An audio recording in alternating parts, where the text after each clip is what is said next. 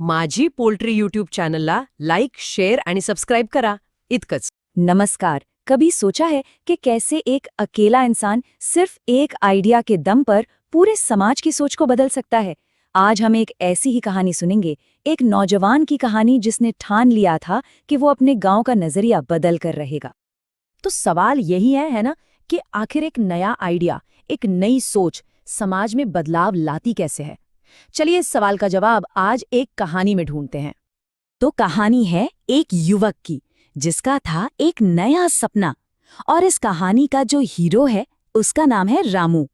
एक ऐसा नौजवान जिसके सपने ना उसके गांव की सोच से बहुत आगे थे. तो ये जो रामू था, पढ़ा लिखा नौजवान था. अब देखिए, पढ़ाई पूरी करने के बाद सब नौकरी ढूंढते हैं, है ना? पर रामू ने वो आम रास्ता नहीं पकड़ा. उसने सोचा, नहीं, मैं कुछ अलग करूंगा. और उसने फैसला किया एक पोल्ट्री फार्म शुरू करने का. और ये सिर्फ कोई हवाई बात नहीं थी. उसने बाकायदा अपनी मेहनत से शेड खड़ा किया, अच्छी नस्ल के चूजे लाया, मतलब पूरी तैयारी के साथ मैदान में उतरा था. लेकिन गांव की निगाहें शक से भरी थीं. अब होता यह है ना कि जब भी कोई कुछ नया करने की कोशिश करता है तो रास्ता आसान नहीं होता. रामू के साथ भी बिल्कुल यही हुआ. उसे अपने ही लोगों, अपने ही गांव वालों के विरोध का सामना करना पड़ा. असल में हुआ ये कि गांव के कुछ लोग उसे देखकर, उसकी तरक्की देखकर कह सकते हैं कि जलने लगे थे. और बस यहीं से सारी मुश्किल शुरू हुई. उसकी ये जो नई पहल थी, ये कुछ लोगों को हजम नहीं हुई. और देखते ही देखते जलन ने शक और फिर विरोध का रूप ले लिया. और विरोध शुरू कैसे हुआ? छोटी छोटी शिकायतों से. सबसे पहले लोगों ने कहना शुरू किया, अरे, ये मुर्गी फार्म से तो बड़ी गंध आती है. फिर ये बात और आगे बढ़ी. गंध की शिकायत अब एक डर में बदल गई कि अरे, ये तो बीमारी फैलाएगा. और फिर तो हद ही हो गई. बात अब फार्म पर नहीं रही, सीधा रामू पर आ गई. एक तरह से पर्सनल अटैक होने लगा कि रामू तो पूरे गांव का माहौल ही खराब कर देगा. अब देखिए, शक इस हद तक बढ़ गया था कि गांव वालों ने एक तरह से जासूसी ही शुरू कर दी. उसके फार्म पर जाकर हर छोटी बड़ी चीज की छानबीन होने लगी. पानी कहाँ से आ रहा है, दाना कैसा खिला रहा है, चूजे कहाँ से लाता है, अरे यहाँ तक कि उसके बही खाते, मतलब पूरा हिसाब किताब तक जांच लिया गया. कुछ भी नहीं छोड़ा उन्होंने.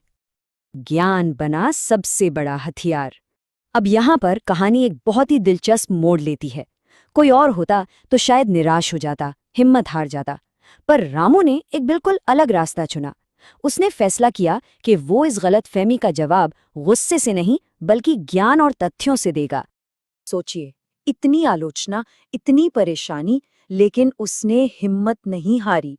उसका इरादा पक्का था. और जैसा मैंने कहा, उसने इस प्रॉब्लम को सॉल्व करने के लिए एक एकदम अलग अप्रोच अपनाई. और उसकी स्ट्रैटेजी वाकई कमाल की थी. देखिए, उसने लड़ने झगड़ने के बजाय लोगों को समझाने का, उन्हें सिखाने का फैसला किया. उसने गांव वालों को बिठाया और समझाया कि देखो, बायोसिक्योरिटी क्या होती है, साफ सफाई रखना कितना जरूरी है. उसने उन्हें गंध और बीमारी से बचने के उपाय बताए. और सबसे बड़ी बात, उसने ये दिखाया कि इस फार्म से सिर्फ उसका नहीं, बल्कि पूरे गांव का फायदा है. सस्ता खाना मिल रहा है, लोगों को काम मिल रहा है. बदलाव की एक नई लहर. तो फिर रामू की इस मेहनत और इस पॉजिटिव अप्रोच का नतीजा क्या निकला? नतीजा ये हुआ कि गांव में एक बड़े बदलाव की, एक नई लहर की शुरुआत हुई. हाँ, ये सब रातों रात नहीं हुआ, थोड़ा वक्त लगा. लेकिन रामू के सब्र और उसकी लगातार कोशिशों से धीरे धीरे लोगों की सोच बदलने लगी. जो शक था ना, उसकी जगह अब समझने ले ली थी. आप सोचिए, माहौल बिल्कुल पलट चुका था. पहले जहां मजाक उड़ता था, शक किया जाता था, अब वहीं से लोग प्रेरणा ले रहे थे. जहां विरोध था, वहां अब सहयोग था. और जलन की जगह अब रोजगार के नए मौके पैदा हो रहे थे. मतलब एक जबरदस्त ट्रांसफॉर्मेशन था ये. और उसकी कामयाबी का सबसे बड़ा सबूत क्या था, पता है? वही लोग जो कभी उसका सबसे ज्यादा मजाक उड़ाते थे, जो उसके सबसे बड़े आलोचक थे, वही अब उससे सलाह लेकर, उससे सीखकर अपने छोटे छोटे पोल्ट्री शेड्स बनाने लगे थे. रामू अब सिर्फ एक बिजनेसमैन नहीं, बल्कि पूरे गांव के लिए एक इंस्पिरेशन बन चुका था. कहानी का असली संदेश. तो इस पूरी कहानी से, रामू की इस जर्नी से हमें असल में क्या सीखने को मिलता है? इसका असली मैसेज क्या है? चलिए समझते हैं. सबसे बड़ी सीख तो यही है ना कि ज्ञान और धैर्य ये हर विरोध का सबसे अच्छा जवाब है। जब लोग आपके खिलाफ हों तो गुस्सा या लड़ाई नहीं, बल्कि सही जानकारी और सब्र ही आपके सबसे बड़े हथियार बनते हैं।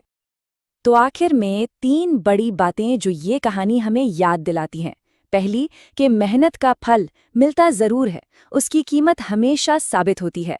दूसरी, कि सही जानकारी में बहुत ताकत होती है, वो किसी के भी सोच बदल सकती है। और तीसरी और सबसे जरूरी बात, कि कोई भी काम छोटा या बड़ा नहीं हो